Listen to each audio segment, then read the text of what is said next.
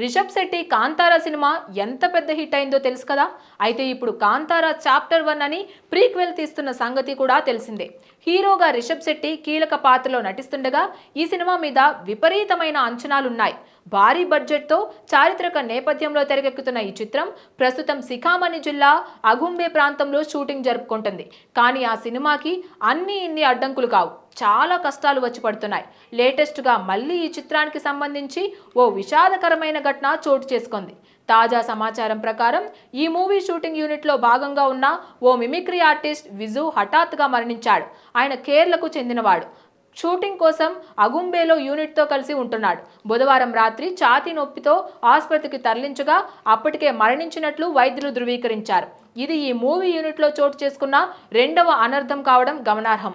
ఇది కాకుండా మే 7న మరో junior artist MF Kapil Kantara chapter 1 shooting సమయంలో ఉడిపి జిల్లాలోని సౌపర్ణిక నదిలో మునిగి చనిపోయాడు.